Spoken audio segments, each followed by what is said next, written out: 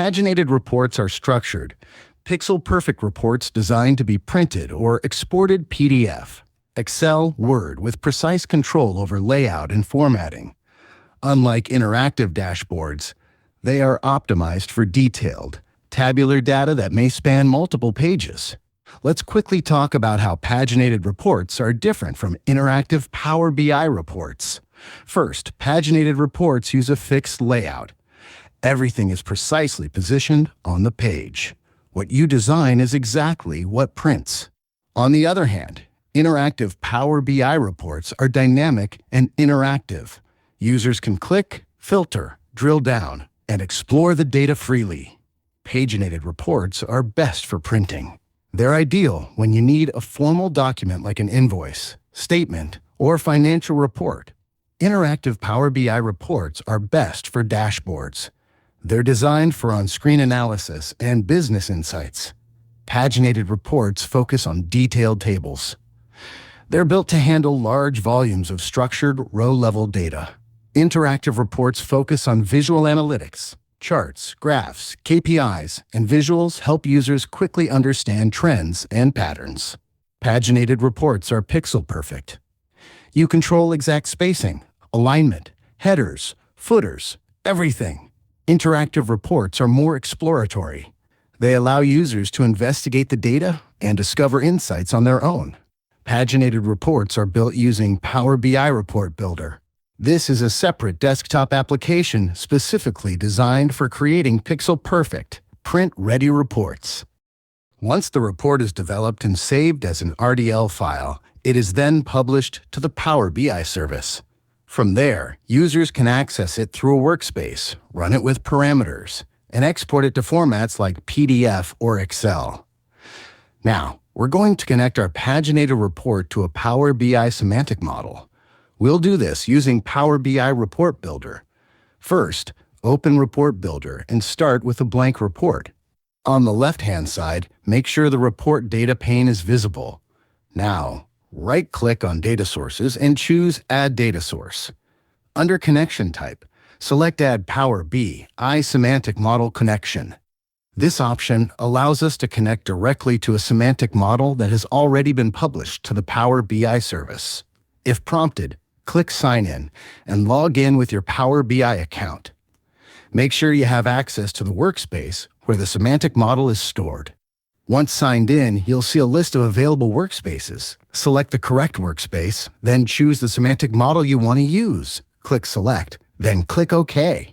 At this point, your report is connected to the semantic model. Now we need to create a dataset. Right-click on Datasets and choose Add Dataset. Choose the semantic model data source we just created. Instead of typing a query, click Query Designer. The graphical query designer will open. On the left side, you'll see the list of tables and fields from the semantic model. Expand a table, for example, the sales table. Select the fields you want to include, such as category, color, sales amount. As you select fields, they are automatically added to the design surface. Now we'll create the parameter. Go to the Filter section in the Query Designer. Choose the field you want to filter, dimension, the table where the column filter is located, hierarchy, the column that we will use as a filter, operator, for logical processing, mostly equals, and filter expression to select which values in the column should be included. Once set, click OK. Now look at the report data pane. You'll see that a new parameter called Product Data Color and Product Data Category has been created automatically. Now let's format our paginated report by using the default title text box and adding a table.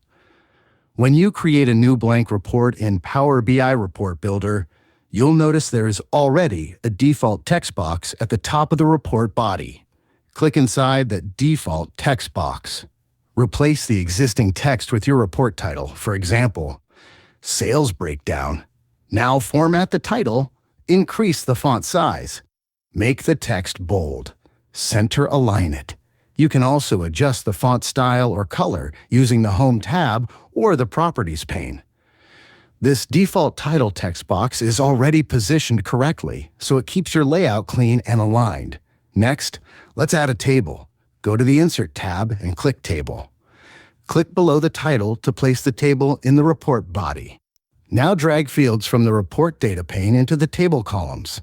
For example, category into the first column, color into the second column, sales amount into the third column. The table automatically creates a header row and a detail row. Now let's format the table. Select the header row and make the text bold. You can also add a light background color to make it stand out.